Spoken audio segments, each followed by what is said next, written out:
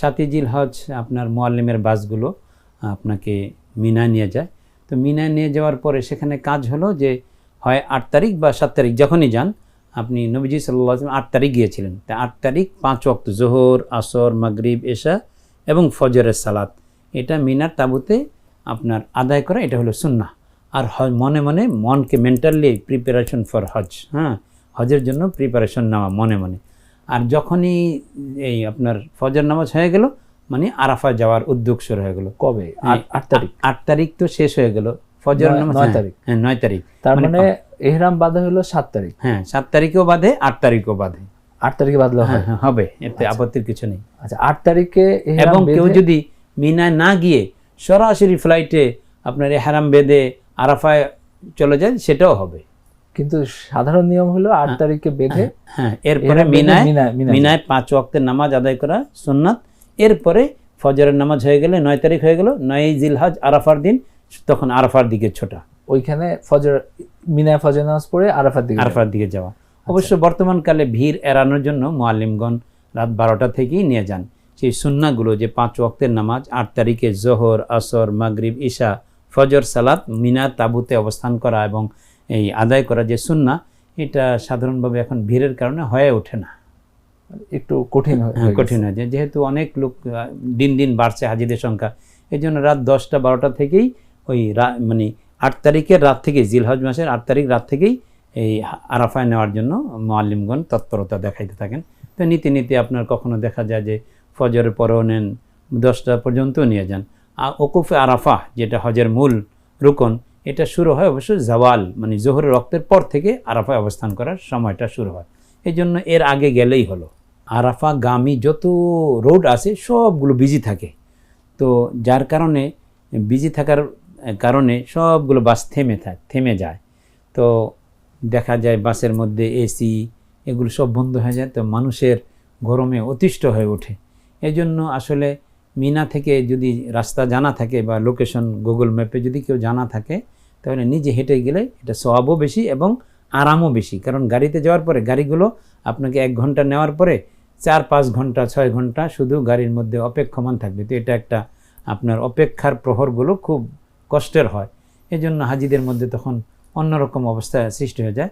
তো এই জন্য যদি আলহামদুলিল্লাহ কারো ভাগ্যে এমনটা হয়ে যায় যে তিনি সরাসরি মিনা থেকে আরাফায় চলে গেলেন, তো আলহামদুলিল্লাহ, এটা তো বলার কিছু। কিন্তু এই যে আমাদের দেশে তঙ্গির ইস্তেমার মোনাজাতের দিন যেমন সব দিক থেকে ভিড় হয়ে যায়, মোনাজাত শেষে একটা ভিড় হয়ে যায়, তো এর চাইতে 1000 গুণ বেশি ভিড় হয় ওখানে। যত রোড টু আরাফা আছে সবগুলো ব্যস্ত থাকে, যার কারণে আবার যারা ড্রাইভার থাকেন তারা মিশরি হন, বেশি সৌদি ড্রাইভার না, যার কারণে ওদের নতুন নিয়োগ হয়, এরা রুটঘাটও অনেক সময় চিনে না, এরা এলোমেলো নিয়ে যায়, যার কারণে একটা অম্লমধুর অভিজ্ঞতার মধ্যে কাটাতে হয় হাজিদেরকে। তখন কি পায়ে হেঁটে মানুষ যেত নাকি? তখনও মানে যারা বিশেষ করে তাবলিগ জামাতের সাথে বা উলামায়ে কেরামের সাথে যারা একতাবদ্ধ হয়ে জামাতের সাথে যান, উলামায়ে কেরাম আগে থেকেই টার্গেট করে রাখেন যে আমরা মিনায় গেলাম, ঠিক আছে, মিনা থেকে তখন মুআল্লিমের বাসগুলোর ঠিক ঠিকানা থাকে না, দেখা যায় বাসে ওঠাও কঠিন হয়ে যায় এবং দিতেও পারে না, মুআল্লিমের এটা অপারগতাও। এখন হয়তোবা কিছুটা উত্তরণ হইতে পারে, কিন্তু এটা সিস্টেম এটাই যে বলবে যে বাস আসতেছে, কিন্তু আপনাকে দাঁড়িয়ে থেকে 3 ঘন্টা দাঁড়াইলেন, অথচ আর 1.5 ঘন্টা হাঁটলেই আপনি ওই আরাফায় পৌঁছে যেতে পারেন।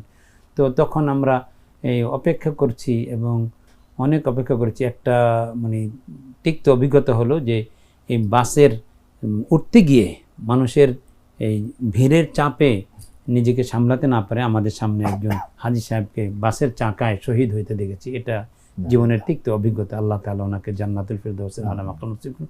আমাদের দেশীয় হাজি না, তিনি সম্ভবত মিশরেও বা এই সিরিয়া এই জাতীয় মধ্যপ্রাচ্যের কোনো আলজেরিয়ার হাজি হবেন আর কি। অর্থাৎ তখন হলো আপনার অনেকে পায়ে হেঁটে যায়, আর পায়ে হেঁটে যাওয়াটাই বেশি সহজ, সওয়াবও বেশি, কারণ 1 কদমে 1 লাখের সওয়াব পাবেন আপনি। এজন্য ইবনে আব্বাস রাদিয়াল্লাহু তাআলা আনহুমা তিনি হেঁটে যেতেন এবং বলতেন যে হারামের 1 কদম হলো 1 লাখ কদমের সওয়াব। হেঁটে যেতে পারলে, যাদের একটু, আমাদের দেশে তো সাধারণত হজটা করে পরন্ত বেলায়, কিন্তু আরব দেশ বা সারা বিশ্বের মধ্যে ইন্দোনেশিয়া, ওখানে মালয়েশিয়া সিস্টেমই হলো যে বিয়ের আগে হজ করে নিতেই হবে। তো তারা দেখা যায় জওয়ান থাকে, তো জওয়ানদের হজের অনুভূতি বুড়োদের অনুভূতির চেয়ে অনেক ভালো, কারণ তারা পায়ে হেঁটে যেতে পারে, অনেক কষ্ট স্ট্রাগল এটা সামাল দিতে পারে। কিন্তু বৃদ্ধ মানুষগুলো তো তা পারেন না। এই জন্য আমাদের দেশের এই সিচুয়েশন চেঞ্জ না হলে আমাদের হাজিদের কষ্ট হতেই থাকবে।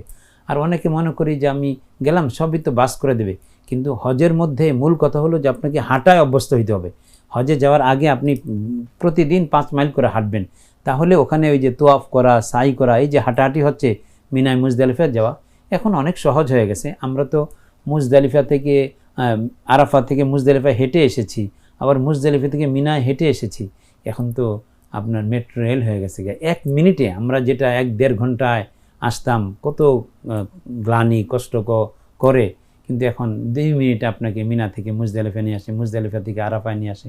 এটা অনেক সহজ হয়ে গেছে। তবুও মানে এই সব কিছুর পরও আমি তো তোয়াফ করব হেঁটে, আমি তো সাই করব হেঁটে। তো এই জন্য এই হাঁটার অভ্যাস থাকলে আপনার অনেকটা নিজেকে হজের বিষয়ের সাথে, আহকামে হজের সাথে মানিয়ে নেওয়া যায়। নাইলে শুধু অভিযোগ যে আমার এত কষ্ট হইল, আর হজের ক্ষেত্রে কষ্ট হইলে এটা কাউকে বলা উচিত না। আর কষ্ট ইন্নাল আতায়া আলা মাতনিল বালায়া, যত পরিশ্রম হবে ততটা আপনি প্রতিদানও তো ওইভাবেই পাবেন।